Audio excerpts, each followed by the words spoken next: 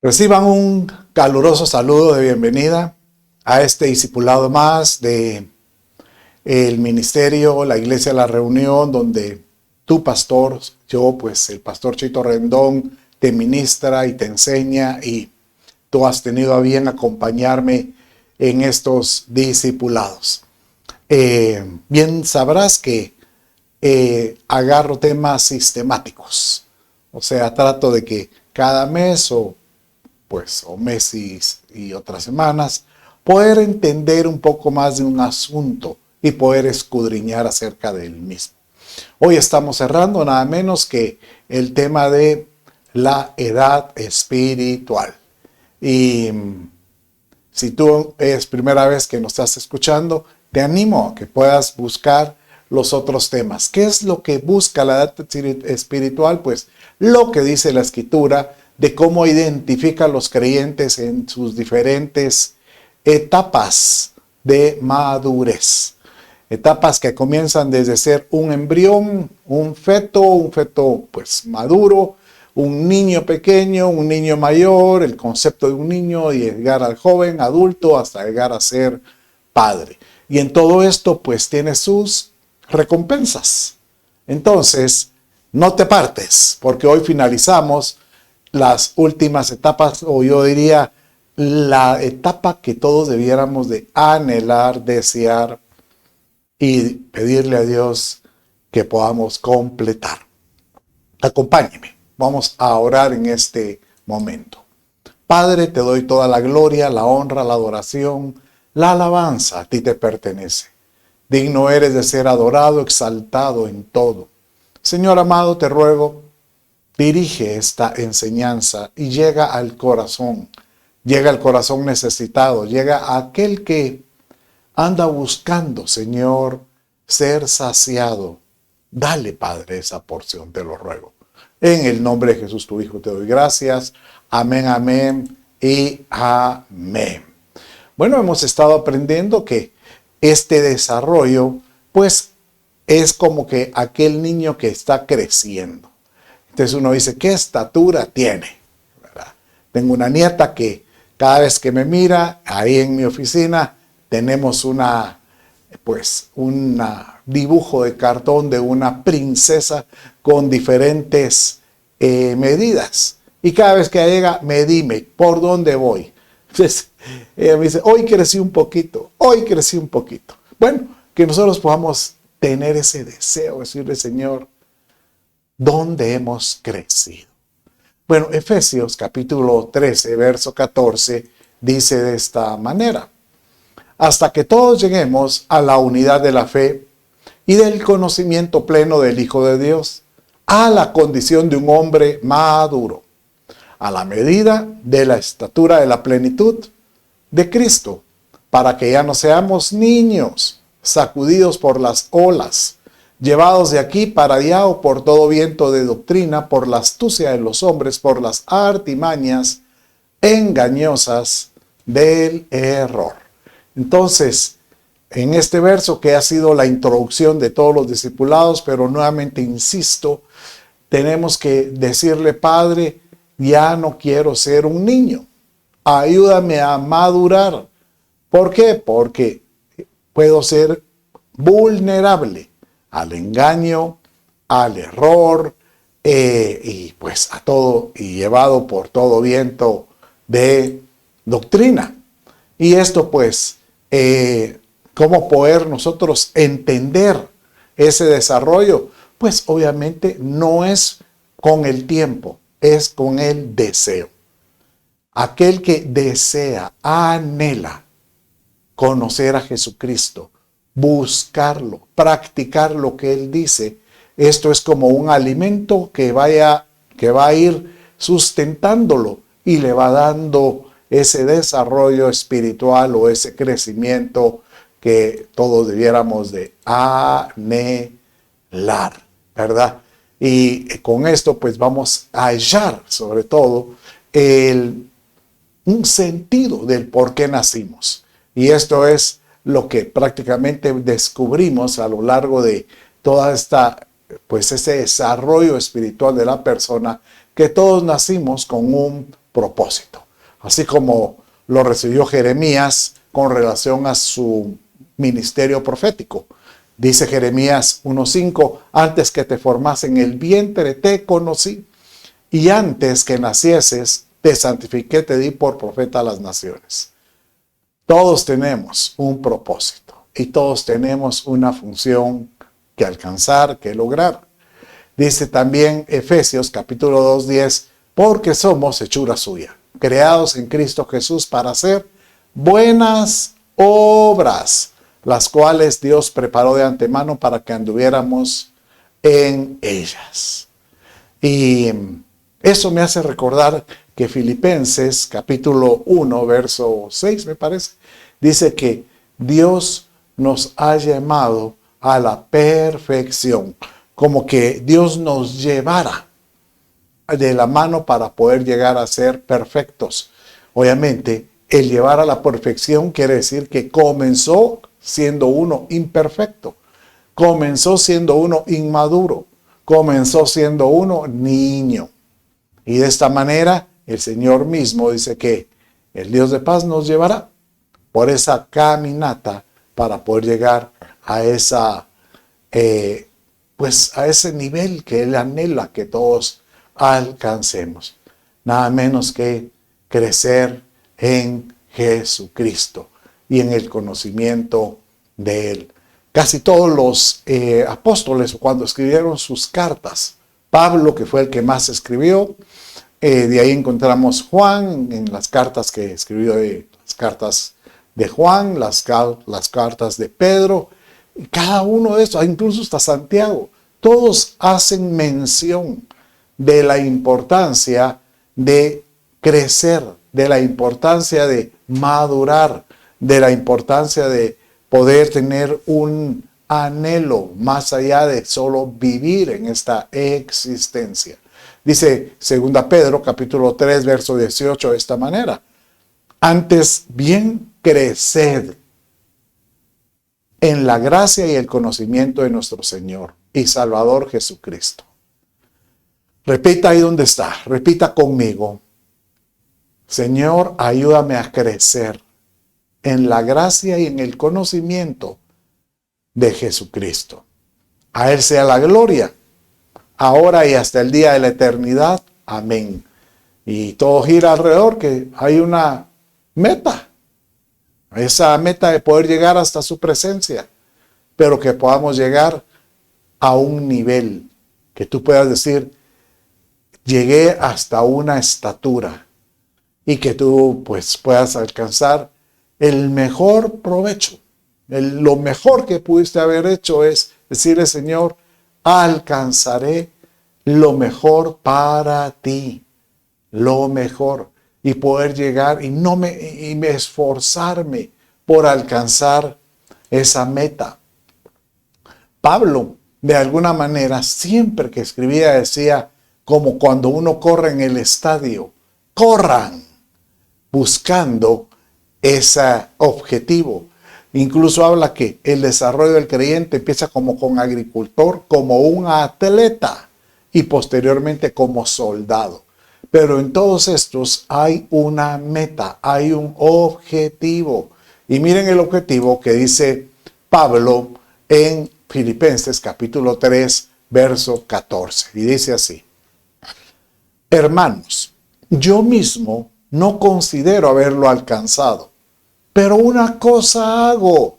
Mire, tal vez Pablo mismo reconocía, esto está bien complicado, el poder llegar a esa perfección. Pero una cosa hago, olvidando lo que queda atrás, no calificándome, no viendo si voy, qué tan mal voy, no, me extiendo a lo que está delante. Prosigo hacia la meta para obtener el premio del supremo llamamiento de Dios en Cristo Jesús. ¿Cuál es el supremo llamamiento de Dios? Alcanzar la estatura de Cristo Jesús. Poder llegar a ese nivel de donde el día de mañana que podamos presentarle a Dios, porque obviamente todo esto es un proceso que conforme vayamos desarrollando cada etapa espiritual, se va manifestando, oiga lo que te digo, se van manifestando por frutos, por obras, por manifestaciones, por expresiones que evidencian que definitivamente uno está dando la talla, que uno está alcanzando esta, pues llamémosle, ese llamamiento, esa suprema, esa meta hermosa, ¿verdad? Y al que me está escuchando tal vez dirá, pero si yo siento que me está costando y todavía estoy en una fase como de niño. Pero mira, te quiero dar un consejo y tal vez una esperanza, y esto te va a agradar mucho. Si usted mira el desarrollo, por ejemplo, agarremos este ejemplo de un rosal. El rosal cuando él es vástago, un rosal cuando tiene tallo, un rosal cuando ya dio botones y un rosal cuando ya ese botón dio la flor. Entonces la pregunta, ¿en cuál de todas estas etapas el rosal es perfecto? Entonces cualquiera diría, ¿cuándo llegó a tener la flor o el botón se convirtió en flor? ¿Ok? Pero, ¿sabes cuál es la esperanza que hay? Que si tú logras en tu tiempo llegar a la etapa que tenías que llegar por las situaciones porque te has esforzado y has querido subir de una etapa a otra y el Señor te encontró dando tu mejor esfuerzo en esa etapa, igual el rosal es perfecto en su etapa como embrión, o sea, si está ahí saliendo de la tierra, o en su etapa de tallo, si ese rosal está sano y está, llamémosle, dispuesto a seguir creciendo, es perfecto como tallo, es perfecto como tallo con ramas, es perfecto como bulbo y es perfecto como rosal. O sea que cada etapa, si uno está en el momento correcto, tú eres perfecto en cada etapa. Por eso Dios viene y va perfeccionando hasta llegar al supremo llamamiento. ¿Y cuál es el supremo llamamiento? Pues cuando ya alcanzamos la estatura de Jesucristo. Bueno, entonces, esto nos ha llevado a estudiar en estos 4 discipulados, esas etapas de desarrollo. Y comenzamos con la primera etapa desde ser embrión, de ser un feto maduro, un recién nacido, y ahí entrando a la etapa de niño con todas sus cualidades. Y hoy pues vamos a entrar a esa etapa de joven, hijo, o el hijo huíos, que es el hijo maduro, y hasta llegar a ser un padre. ¡Ja! Qué lindo, ¿verdad? Señor amado, que podamos alcanzar la etapa en nuestra vida correcta. Que yo quiero esforzarme por ser mejor cada vez. Qué lindo, ¿verdad? Porque el anhelo nuestro es decirle, Señor, que si tú me encuentras esforzándome. Diga conmigo, daré mi mejor esfuerzo. No hay como esforzarse por dar la talla. Y de esta manera, pues, le sacaremos una sonrisa a papá, ¿verdad?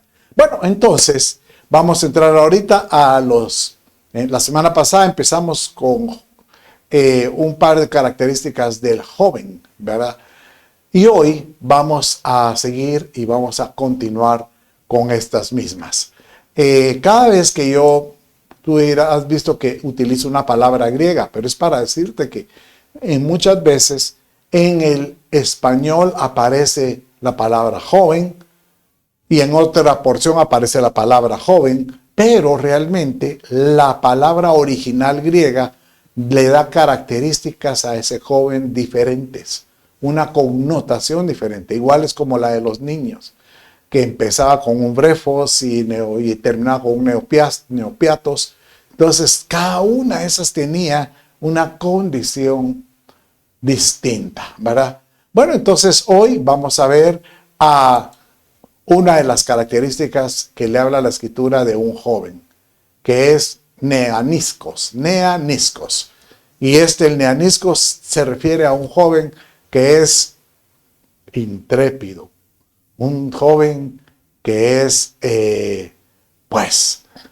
que no tiene, digamos, escrúpulos para decir, ¿será que a esto me puede hacer daño? No, este joven de una vez se tira al agua. ¿Saben cómo? ¿A quién miraba yo como un neaniscos? Como al Pedro. Pedro el apóstol era un hombre que era muy intrépido, muy osado. Era como aquel que, si eres tú el que viene sobre las aguas, ve y ordena que yo camine sobre ellas. Y no le importaba, y solo en el camino, cuando iba caminando, empezó viendo las olas altas y ya vio la cosa color de hormiga. Pero ese es un joven neaniscos, ¿verdad? Bueno, Juan encuentra a estos jóvenes que a veces no miden los riesgos, y eso es muy delicado también, porque el no medir un riesgo es que podemos encontrar una respuesta muy desfavorable o que pueda afectar. Mire cómo dice 1 Juan capítulo 2, versos 13 y 14. Aquí Juan habla a los niños, a los hijos como niños, a los jóvenes y también a los padres. Pero yo me limité a poner solo las porciones donde habla de los jóvenes o neaniscos. Os escribo a vosotros, neaniscos, jóvenes, porque habéis vencido al maligno. Os escribo, eso en el verso 14, os he escrito a vosotros, jóvenes, porque sois fuertes y la palabra de Dios permanece en vosotros si habéis vencido al maligno. No hay como llenarse de la escritura, porque el que está lleno de la palabra sabe cómo responder. El joven está fuerte con la palabra de Dios y permanece. Pero el problema es que cuando mira al enemigo dice, aquí le voy a dar. Y realmente la escritura es muy clara. Cuando miremos al maligno, dice, resiste al maligno y huirá de vosotros. No dice, ve y enfrenta al maligno. No, dice resiste. Y podríamos pensar que aquel que resiste y sale victorioso, pues obviamente de alguna manera lo vence, que es una forma de entender esta condición de joven. Pero yo me imagino a este joven que es impetuoso, este joven que anda buscando la forma de decir, aquí voy, como ¿se acuerda cuando Jesucristo estaba en el monte y llegaron a aprenderlo? ¿Qué pasó? La persona, o sea, Malco, cuando lo llega a aprender, ¿qué encontró? Nada menos que a un neaniscos, a un Pedro efervecido que saca la espada y de una vez le da. Y miren, dice que le voló la oreja derecha, pero realmente no es que Pedro fuera un espadachín. Si llevaba 3 años de no tocar espada, no es que Jesucristo los haya puesto entrenamiento de espadas, no. Seguramente Pedro al cuello le iba y este joven voltea la cabeza y la espada le pasó rebanando la oreja, el lóbulo derecho. Y el Señor Jesús dice, neaniscos, Pedro, ¿hasta cuándo vas a madurar? Es que alguno de ustedes me va a negar, decía Jesús. Y afuera, yo nunca te voy a negar, yo nunca. Ay, neaniscos. ¿Sabes? El enemigo me ha pedido para zarandearte, pero yo le he pedido, no le dijo yo te defenderé, no, yo le he pedido, ¿verdad? Que cuando vuelvas, regreses más fuerte. O sea, en otras palabras, vas a ser zarandeado, Pedro. Y me vas a negar 3 veces. ¡No! Y dicho y eso, neaniscos, impetuoso, realmente deseoso de demostrar que Él siempre tiene la razón. Por eso es que Proverbios 20:29 dice, la gloria de los jóvenes es su fuerza y la honra de los ancianos sus canas. ¿Cuál es la diferencia entre un joven o un maduro, como un huillos? Es, él tiene sabiduría y sabe cuándo hay que enfrentar, cuándo hay que huir o cuándo hay que estar quietos. No, en cambio el joven con fuerza, ese es, como diríamos, este es bruto, porque es fuerza bruta. Este se va. Pero, ¿sabe una cosa? En el reino es necesario el joven. Es necesario también la fuerza del joven. Y creo que Dios atiende a cada uno de estos. Y aquel que está en su etapa lo cuida para que sea perfeccionado. ¿Se acuerda aquella historia cuando aparece este joven, un neaniscos, con Jesucristo y le dice, Señor Jesús, ¿qué tengo que hacer para recibir el reino?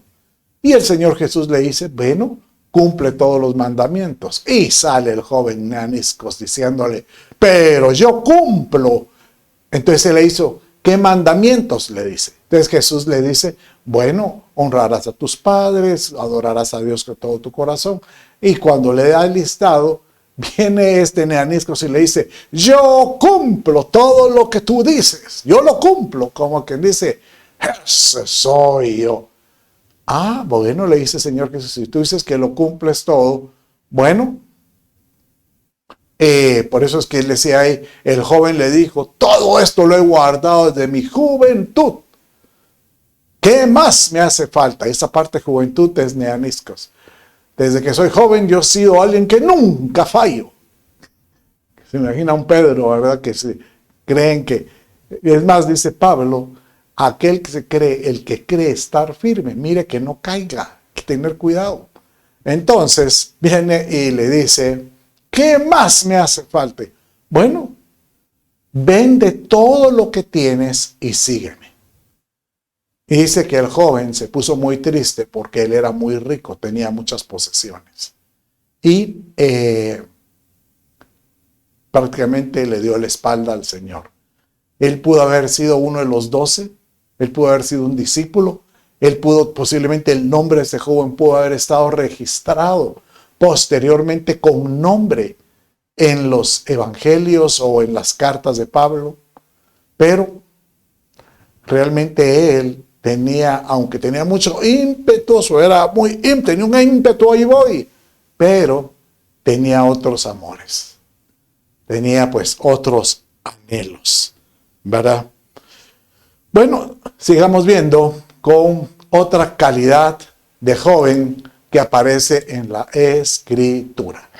Este es prácticamente un joven que ha llegado a una madurez, pero sigue siendo joven.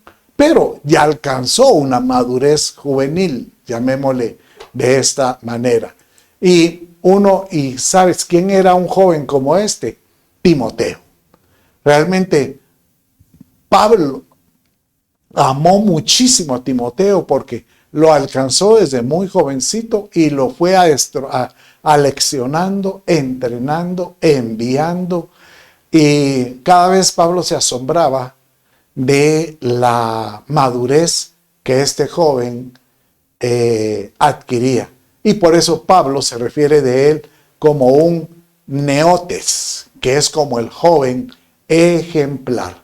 Y donde él se refiere de él de esta manera es cuando le dice en 1 Timoteo 4:12 de esta manera. Ninguno tenga en poco tu juventud, sino sé ejemplo de los creyentes en palabra, conducta, amor, espíritu, fe y pureza. Repita conmigo las características que Pablo menciona acerca de este joven ejemplar. Ejemplo creyen en palabra, diga conmigo, palabra, conducta, amor, espíritu, fe y pureza.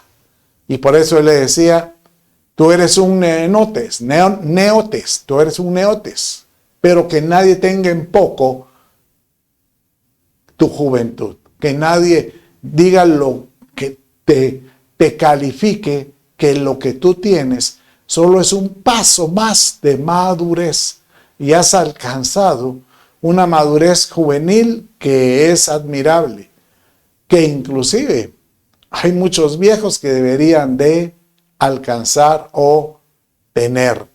Realmente, qué lindo es saber de que nosotros podemos tener esa característica de un joven como de un espíritu joven. ¿Sabes qué? La Escritura dice que cuando uno honra a los padres, aquí Pablo dice que uno recibe, porque es una promesa que Dios dio en el Antiguo Testamento, uno recibe el primer mandamiento con promesa.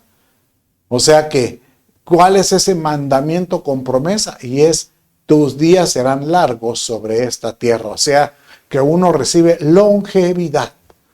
Entonces, qué lindo es poder llegar a una edad con canas de viejo, pero con un espíritu juvenil, con una condición inclusive, con un ánimo como el del joven. Creo que esa combinación es algo muy lindo, porque todos deberíamos decirle, Señor, ayúdame a llegar a mis tiempos, a mis días, con ese espíritu juvenil, no impetuoso como el que tenía Pedro, sino siendo alguien ejemplar. Inclusive la Escritura hace mención de este joven en Eclesiastés. Salomón, cuando se refirió al joven, porque él se recordaba como joven, cuando él era muy joven fue cuando él le pidió al Señor, dame sabiduría. Y con la sabiduría Salomón construyó todo lo que alcanzó. Pero cuando escribe las cartas, bueno, Eclesiastés, él escribe y dice de esta manera: acuérdate de tu Creador, le dice, en los días de tu neonatos, de tu neotes, en tu etapa de neotes. Acuérdate, porque estando en esa etapa neotes, con ese espíritu de ejemplo, de deseo de superarse, deseo de dejar una brecha, si tú te acuerdas de tu Creador, va a ser tan importante que cuando vengan los días malos y lleguen los años de los cuales digas, no tengo en ellos contentamiento, pero como es por espejo, aquel que se acordó de su Creador en los días de la juventud va a poder llegar a encontrar los días malos diciendo, tengo contentamiento. ¿Por qué? Porque mi Creador ha estado conmigo desde que yo era muy joven, desde muy joven. Yo, sabes, me siento muy halagado de contar estas experiencias de los jóvenes, porque yo conocí al Señor siendo muy joven. Usted me pregunta qué edad tengo. Bueno, tengo 60, voy a cumplir este año en el 2024, voy con el año 64 años. Y yo conocí el Señor cuando tenía 19, cuando iba a cumplir los 20, me faltaban 2 meses para cumplir los 20 años. Entonces tengo 44 años de caminar estas sendas, y a lo largo de toda esta recorrido mis ojos han visto muchas cosas. He visto fracasos, he visto derrotas, pero he visto muchas victorias. He visto muchos milagros. He conocido mucha gente en el Señor. Y cada vez no me canso de decir que garantizo que el Dios que yo conozco sigue más vivo, sigue más latente, sigue más perfecto, más permanente, como uno nunca se puede imaginar. Y no sé, no te puedo decir yo qué etapa estaré, pero lo único que sé es que yo prosigo al blanco. A veces siento como que me bajo como a un niño porque me entran mis caprichos. Pero a veces me siento muy impetuoso. Ahora sí voy a alcanzar esto. Me voy y me tiro al agua. Como un neonatos, como un neatos, como un joven impetuoso. Y hay veces siento que he llegado a esta etapa también. La del huíos. Que esta es la que todos debiéramos decir: Señor, ayúdame a alcanzar como aquel hijo maduro. ¿Cuándo sé yo que uno puede estar en esa etapa como huíos? Pues cuando uno está viviendo en el Espíritu. Cuando dejas que el Espíritu de Dios te hable, te dirija, te gobierne y te haga sentir como que estás en el río del Señor, en el río de Dios. Dice Romanos 8, 13 y 14. Porque si vivís conforme a la carne, habréis de morir. Pero si por el Espíritu hacéis morir las obras de la carne, viviréis. Porque todos los que son guiados por el Espíritu de Dios, los tales son los huíos de Dios. Qué lindo, porque esto no nos pone al huíos, no lo pone en una condición inalcanzable. Lo pone en una condición que te dice: aquel que se esfuerza por hacer morir las obras de la carne en su interior, el que hace morir o aniquilar el hombre viejo de su vida, el que trata de sacar de sí ese hombre pues que está lleno con sus deseos de la carne, los deseos de los ojos, la vanagloria de la vida, y trata de continuamente crucificarlo en Cristo. Esa persona, el Espíritu Santo como que lo toma y lo empieza a guiar. Y mire cómo dice ahí: porque todos los que son guiados por el Espíritu de Dios, los tales son los huíos de Dios. Entonces, ¿sabes? No es una posición inalcanzable. Es una posición que el Espíritu Santo quiere tomarte de la mano y decirte: déjate guiar, yo te voy a llevar. Déjate llevar. Eso es el tener ese anhelo de decirle: Señor, ayúdame a crecer en ti. Francamente, la vida espiritual no se trata de decirte si ya alcanzaste un peldaño o un podium, ¿verdad? Entonces ya tienes la copa y ya te puedes sentar. No, realmente la vida es un certamen de eventos y cada evento es un desafío para ganar y poder batallar y conquistar. La escritura no le llama copas, sino coronas. Que podamos llenarnos de sus coronas cada vez. Y conforme uno va teniendo corona tras corona en victorias, en experiencias, en alcance de metas, desafíos, en todo sentido, ¿sabes qué sucede? Que el hombre interior nuestro se empieza llenando de una sabiduría divina. Y eso es la característica del huíos.